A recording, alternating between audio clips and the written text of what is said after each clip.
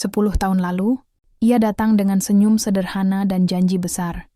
Politik tanpa basa-basi, pembangunan untuk semua, dan harapan bahwa rakyat biasa akhirnya punya wakil di kursi tertinggi negeri ini. Ia belusukan ke pasar, berdiri di antara pedagang, seolah jarak rakyat dan istana tinggal setebal kain batik yang ia kenakan. Waktu berlalu, beton tumbuh di mana-mana, tapi begitu pula tembok kekuasaan. Di tengah pujian atas pembangunan, ada bisik-bisik tentang kebebasan yang menyempit, dan dinasti yang tumbuh lebih cepat dari pohon di program penghijauan. Inilah perjalanan Joko Widodo, dari gang sempit menuju istana dan bagaimana janji yang dulu disambut tepuk tangan, kini menyisakan tanya.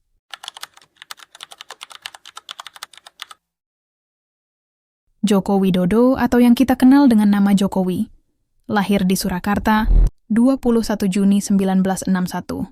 Ia tumbuh di pinggiran kota, di rumah kontrakan kecil yang berdiri di bantaran Kali Anyar.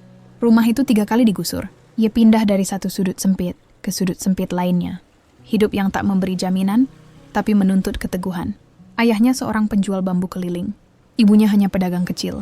Penghasilan mereka hanya cukup untuk hidup sehari. Dari situ, Jokowi belajar satu hal, bahwa rasa takut kehilangan adalah teman yang akrab, dan ketenangan hanya bisa datang dari keberanian bertahan. Setelah lulus dari Fakultas Kehutanan UGM, ia tidak mencari posisi nyaman di kantor pemerintah. Ia kembali ke Solo lalu membuka usaha mebel. Tanpa tenaga kerja yang cukup, Jokowi mengurus semuanya. Mulai dari mengirim barang ke luar negeri, bertemu pembeli, dan mengatur produksi mebelnya sendiri. Ia belajar mengelola, bukan dari teori, tapi dari tenggat waktu dan pembeli yang tak jarang cerewet. Ia belajar bahwa ketepatan lebih penting dari omongan, dan kerja diam-diam lebih tajam dari pidato panjang. Di tahun 2005, ia mencalonkan diri sebagai wali kota Surakarta. Ia datang tanpa partai besar, tanpa kampanye mewah, tapi dengan pendekatan yang dirindukan masyarakat kala itu. Merakyat, ia menyapa orang satu-satu, mendengarkan cerita, dan menjanjikan hal sederhana, bahwa kota ini bisa diurus lebih baik kalau niatnya tulus. Ketika ia menang, Solo sedang dalam kondisi yang tak menentu. Pedagang kaki lima dianggap mengganggu, pasar tradisional sekarat, warga dan pemerintah hidup saling curiga. Tapi Jokowi memulai dari yang paling sulit, membangun kepercayaan. Dia mengajak pedagang berdialog, memindahkan mereka ke tempat baru, lengkap dengan fasilitas dan pelatihan. Meski tidak semua berjalan mulus, tapi tidak ada kekerasan, tidak ada bentrokan. Dia menata pasar gede, pasar Klewer, dan kawasan-kawasan lama yang terbengkalai. Ia ajak seniman lokal untuk menghidupkan kembali ruang publik. Ia mendorong promosi Solo sebagai kota budaya. Ia membuka pintu untuk investor, tanpa menutup pintu bagi warga kecil. Solo menjadi lebih bersih, lebih teratur, dan lebih hidup. Tahun 2010, ia terpilih kembali dengan perolehan suara lebih dari 90%. Sebuah angka yang menunjukkan rasa percaya yang diberikan padanya. Lalu pada 2011, Jokowi mengenalkan mobil SMK, mobil buatan siswa SMK Solo. Ia melakukan uji coba mobil SMK dengan mengendarainya sendiri ke Jakarta. Tak lupa, ia juga berbicara lewat media tentang pentingnya karya anak bangsa. Mobil itu memang tidak pernah diproduksi massal, tapi gagasannya menyebar, bahwa inovasi bisa datang dari bengkel kecil di kota kecil, asalkan diberi ruang. Ia tidak berubah. Ia tetap naik sepeda, tetap pakai batik sederhananya, tetap duduk di warung kopi untuk mendengar keluhan para warga. Ia tidak kelihatan seperti pemimpin, tapi justru karena itu, orang-orang mengikutinya. Dan perlahan, orang mulai bertanya, kalau Solo bisa berubah, kenapa Jakarta tidak?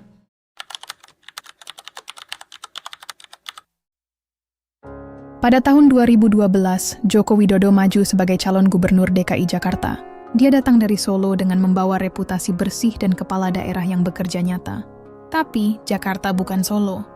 Ibu kota penuh dengan jebakan, birokrasi tebal, media yang haus drama, dan elit politik yang tak segan menjegal siapapun yang tak tunduk. Dia menggandeng Basuki Cahayapurnama alias Ahok, sosok keras kepala dari Belitung Timur. Pasangan ini bukanlah pasangan yang konvensional, tapi justru itu yang membuat mereka menarik. Lawannya adalah petahana gubernur DKI Jakarta periode sebelumnya, Fauzi Bowo. Dia punya dukungan mesin politik dan citra yang mapan. Tetapi, warga Jakarta di kala itu menginginkan sesuatu yang baru. Warga Jakarta menginginkan sebuah perubahan yang nyata. Pada saat itu, Jokowi tidak menjanjikan revolusi, tapi dia menawarkan perubahan cara berpolitik dan sosok pemimpin daerah yang belum pernah ada sebelumnya di DKI Jakarta. Ia bicara soal kehadiran, Soal turun langsung ke lapangan. Soal mendengar dulu sebelum menyusun program. Dan warga DKI Jakarta menerima tawaran itu dengan positif. Ia menang. Bukan telak, tetapi cukup untuk mengguncang sebuah tatanan lama. Hari-hari pertama Jokowi sebagai gubernur langsung jadi berita nasional. Ia menolak mobil dinas mewah. Ia menolak rumah dinas. Ia naik KRL, jalan kaki, mampir ke gang sempit yang selama ini tak pernah dijamah oleh pejabat sebelumnya. Ia masuk ke pasar mengecek harga. Ia berbicara langsung dengan warga, bukan lewat ajudan. Tapi momen yang membuatnya benar-benar viral adalah saat dia turun ke gorong-gorong kota Jakarta, tanpa pakaian pelindung apapun yang melekat di badannya. Hanya bermodal kemeja putih, celana digulung, dan wajah tanpa ekspresi. Ia jongkok, melihat sendiri lumpur yang menyumbat saluran air kota Jakarta. Gambar itu tersebar di Seantero Nusantara. Dan mendadak, turun ke gorong-gorong. Jadi metafora baru bagi kepemimpinan, yang siap kotor, bukan hanya duduk bersih. Ia meluncurkan program-program yang pro-rakyat, di antaranya Kartu Jakarta Sehat, KJS, untuk layanan kesehatan gratis. Kartu Jakarta Pintar, KJP, untuk bantu pendidikan anak-anak dari keluarga miskin. Ia mulai penataan waduk fluid dan kampung-kampung kumuh, serta ia mencoba menertibkan Transjakarta, dan mengejar kualitas pelayanan publik yang dianggap bertele-tele dan menyusahkan masyarakat. Meski tidak semuanya berhasil, tapi yang menjadi pembeda, ia ada di sana, ia ikut mengawasi, dan rakyat melihat itu. Media memburunya, meme bermunculan. Salah satu yang paling populer pada saat itu. "Ya ndak tahu, kok tanya saya?" Jawaban lugu yang dilontarkan oleh Jokowi ketika ditanya hal teknis yang bukan wewenangnya. Tapi rakyat tidak marah. Jawaban itu justru membentuk citra Jokowi sebagai sosok pemimpin yang jujur. Ia bukan tipe pemimpin yang terlihat pandai. Tapi justru karena itu, ia terasa manusiawi. Dan di tengah kejenuhan publik terhadap elit yang bicara terlalu pintar dan bertindak terlalu sedikit, Jokowi tampil seperti antitesis dari semua itu. Dalam waktu kurang dari 2 tahun, ia bukan hanya menjadi gubernur Jakarta. Dia bertransformasi menjadi tokoh nasional. Dan nama Jokowi mulai disebut-sebut di meja-meja partai, studio televisi, dan ruang-ruang diskusi rakyat kecil. Jakarta hanya menjadi tempat transit, tapi di kota ini ia menunjukkan satu hal, bahwa kesederhanaan bisa menjadi strategi, dan sebuah kehadiran bisa jadi bentuk paling nyata dari kekuasaan.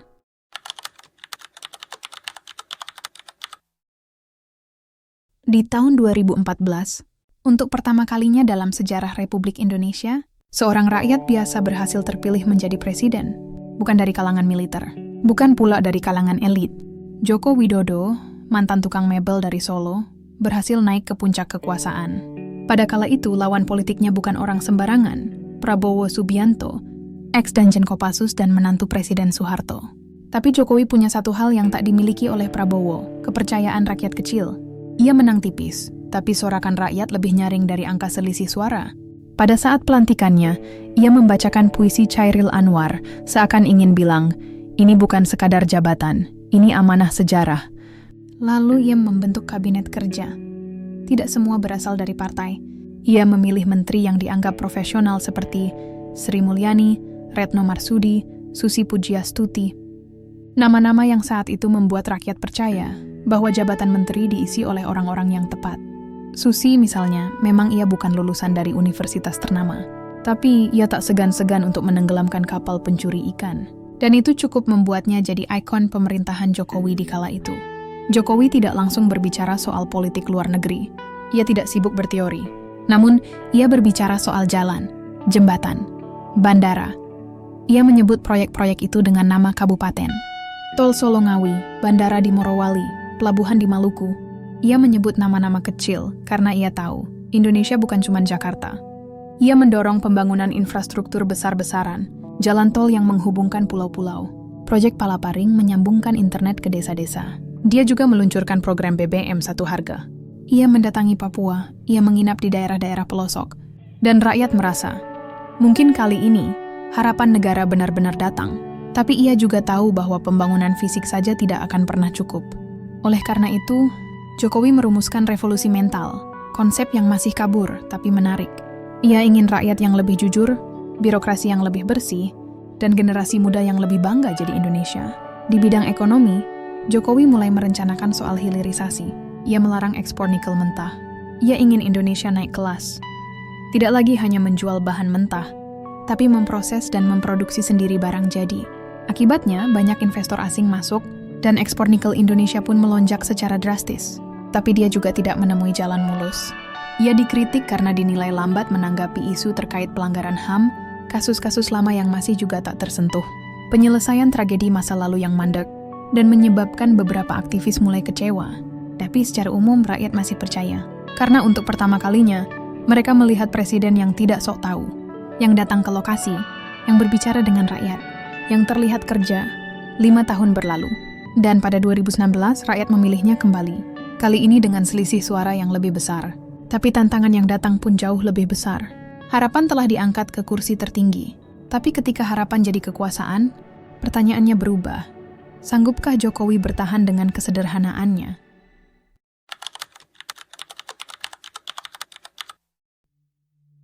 Pada tahun 2019, Joko Widodo kembali memenangkan kursi presiden untuk periode kedua. Kali ini, selisih suaranya jauh lebih besar dari 5 tahun sebelumnya. Tapi suasana negara terasa jauh lebih tegang. Polarisasi di tengah masyarakat meruncing. Jargon cebong dan kampret menjadi bahasa sehari-hari. Rakyat terbelah bukan karena ideologi, tapi karena identitas yang dibentuk oleh mesin kampanye. Tak lama, publik justru dikejutkan oleh keputusan yang diambil oleh Jokowi. Lawan politiknya, Prabowo Subianto, justru diajak masuk kabinet dan diberi kursi Menteri Pertahanan. Di permukaan, hal itu tampak sebagai simbol rekonsiliasi. Tapi ya, bagi banyak orang, keputusan ini adalah sinyal kabur. Bahwa oposisi tidak lagi punya ruang, bahwa kekuasaan bisa melipat siapa saja. Jokowi membuka periode kedua dengan berbagai proyek-proyek besar, di antaranya pemindahan ibu kota ke Kalimantan, pembangunan jalan tol baru, bendungan, pelabuhan, dan kawasan industri. Ia juga menggagas hilirisasi tambang, industri baterai, dan kemandirian ekonomi. Infrastruktur menjadi tulang punggung pemerintahannya. Namun dalam keheningan beton dan peresmian jembatan, ada retakan yang mulai terasa. Undang-undang Komisi Pemberantasan Korupsi yang direvisi melawan derasnya arus penolakan dari berbagai lapisan masyarakat. Lembaga yang dulu ia puji, kini ia lemahkan. Pimpinan baru KPK yang tak kalah kontroversial. Pegawai-pegawai kritis yang disingkirkan lewat tes wawasan kebangsaan. Saat rakyat bertanya, Jokowi memilih untuk diam. Demonstrasi meledak, mahasiswa dan buruh turun ke jalan. Mereka menolak Omnibus Law Cipta Kerja. Undang-undang ribuan halaman itu disusun secepat kilat, dibahas diam-diam, dan disahkan pada tengah malam. Jokowi membela. Katanya ini demi investasi, demi lapangan kerja. Tapi banyak yang merasa, ini bukan tentang kerja, ini tentang kepentingan pemilik modal. Dan saat aparat mulai represif, mahasiswa mulai ditangkap, aktivis dibungkam, sesuatu berubah dalam wajah kekuasaan. Lalu datang pandemi.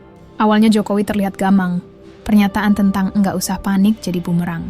Tapi pemerintah bergerak cepat, membentuk Satgas COVID-19, menetapkan pembatasan sosial berskala besar atau yang biasa disebut PSBB, dan memulai vaksinasi massal.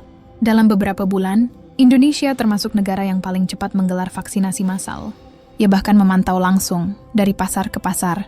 Ia meluncurkan kartu prakerja, program bantuan dan pelatihan daring untuk mengurangi angka pengangguran. Di mata sebagian rakyat ini inovasi, di mata sebagian lainnya, ini proyek. Tapi yang tak terbantahkan, program ini berhasil menjangkau jutaan warga. Meski ekonomi sempat terjun, tapi tidak kolaps, dan Jokowi bertahan, tapi biayanya mahal. Di tengah pandemi, ruang demokrasi menyempit, kritik dianggap hoax. Undang-Undang Informasi dan Transaksi Elektronik atau UU ITE menjadi senjata. Lembaga independen kehilangan daya. KPK, Komnas HAM, dan MK juga mulai diragukan netralitasnya. Jokowi tidak berubah gaya, tetap belusukan, tetap tersenyum. Tapi gaya pemerintahannya sudah berbeda. Bukan lagi sekadar presiden yang kerja, tapi simbol dari kekuasaan yang mulai enggan diganggu. Banyak yang masih membelanya. Popularitasnya tinggi, tapi narasi tentang presiden rakyat kecil mulai kabur dalam kabut kebijakan yang besar-besar, tapi terasa jauh. Dan di antara beton yang dibangun, muncul retakan-retakan kecil. Suara rakyat yang makin pelan, makin sulit didengar.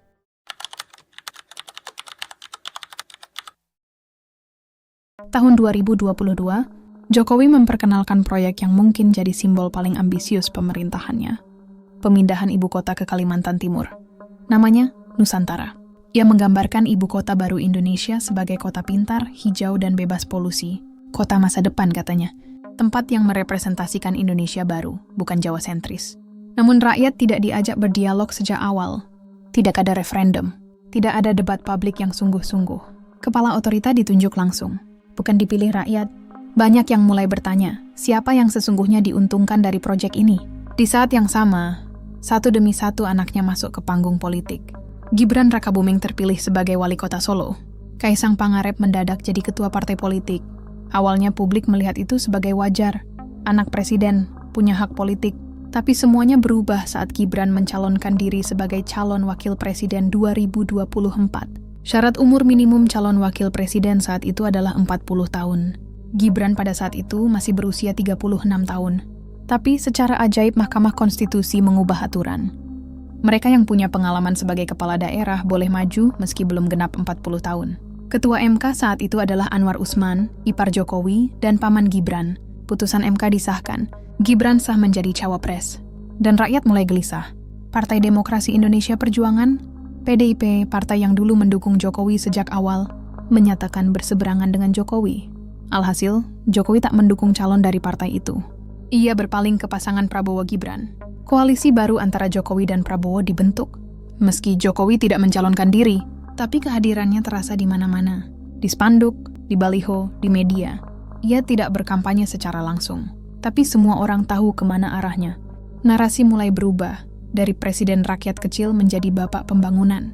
Dari pemimpin yang dulu menyentuh rakyat, menjadi simbol politik kekuasaan yang tak lagi netral.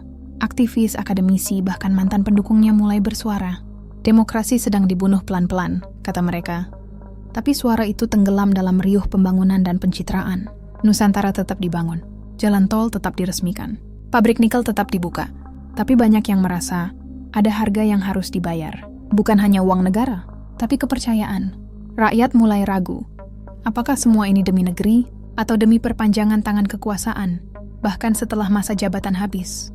Jokowi tidak menjawabnya secara langsung, tapi ia tersenyum. Seperti biasa, ia hadir di debat, berdiri di belakang anaknya. Ia diam saat MK diprotes. Dan diam, kadang lebih nyaring dari seruan pernyataan. Di akhir masa jabatannya, ia masih populer. Tapi reputasi bukan hanya soal polling. Itu soal warisan.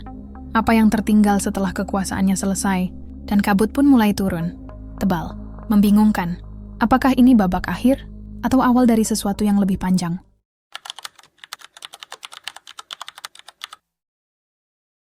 Tahun 2024, masa jabatan Joko Widodo resmi berakhir. Setelah 2 periode yang panjang, ia lengser dari kursi presiden. Tapi perginya tidak seperti biasanya. Bukan dengan sorak-sorai, bukan dengan tepuk tangan meriah, melainkan dengan keheningan yang penuh tanda tanya. Setelah pemilihan presiden yang kontroversial, Jokowi tidak lagi menjadi pusat panggung politik. Ia memilih untuk mundur dari sorotan, menepi dari gemerlap istana. Namun bayang-bayangnya masih ada. Di balik layar dia masih berpengaruh. Rakyat mencatat banyak hal. Pembangunan infrastruktur yang luar biasa, jalan tol, pelabuhan, bandara, yang menghubungkan Nusantara. Program sosial seperti KJP dan KIS yang terus berjalan, membantu jutaan rakyat kecil. Namun juga kontroversi yang membekap pemerintahannya. Revisi KPK, Omnibus Law, isu kebebasan sipil yang menyusut, dinasti politik, dan hingga warisan hutang negara. Kini, saat ia mundur, banyak yang bertanya, apa warisan Jokowi sebenarnya? Bagi pendukungnya, ia adalah sosok yang membawa perubahan nyata. Ia memecahkan kebiasaan lama politik Indonesia yang stagnan. Ia membuktikan bahwa seseorang dari latar belakang biasa bisa memimpin negeri besar. Tapi bagi pengkritiknya, ia adalah simbol kekuasaan yang semakin terpusat dan demokrasi yang makin terkikis. Di masa pemerintahannya, ruang kritik menyempit, kebebasan warga tertekan, serta dinasti politik yang mencekik nafas demokrasi Indonesia. Setelah lengser, Jokowi tak hilang. Ia lebih sering muncul dalam momen-momen tertentu. Peresmian proyek, pertemuan negara, acara budaya, wajahnya tetap dikenal, suaranya masih didengar. Ia menjadi simbol, bukan lagi aktor utama. Beberapa anak dan kerabatnya melangkah ke panggung politik, meneruskan jejak yang setengah dipertanyakan. Ini membuat publik bertanya tentang masa depan demokrasi dan kekuasaan di Indonesia.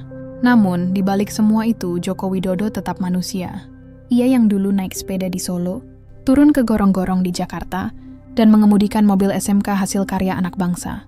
Kisahnya bukan hanya soal kekuasaan. Ia adalah cerita tentang perjalanan seorang anak dari pinggir sungai yang bermimpi besar, tentang harapan yang dibawa ke istana, dan tentang bagaimana harapan itu diuji oleh realita politik. Kini babak resmi telah ditutup, tapi kisahnya masih terus berjalan di jalanan, di warung kopi, di sudut-sudut negeri yang pernah ia sentuh. Joko Widodo, sosok yang pernah menjadi harapan dan kontroversi, kini berdiri di persimpangan waktu, dan hanya sejarah yang akan menilai dengan waktu yang lebih tenang dari masa. Satu wajah, satu kisah. Joko Widodo. Mau dengar kisah tokoh kesayanganmu versi channel kami? Komen di bawah, satu wajah yang perlu kami angkat untuk video berikutnya.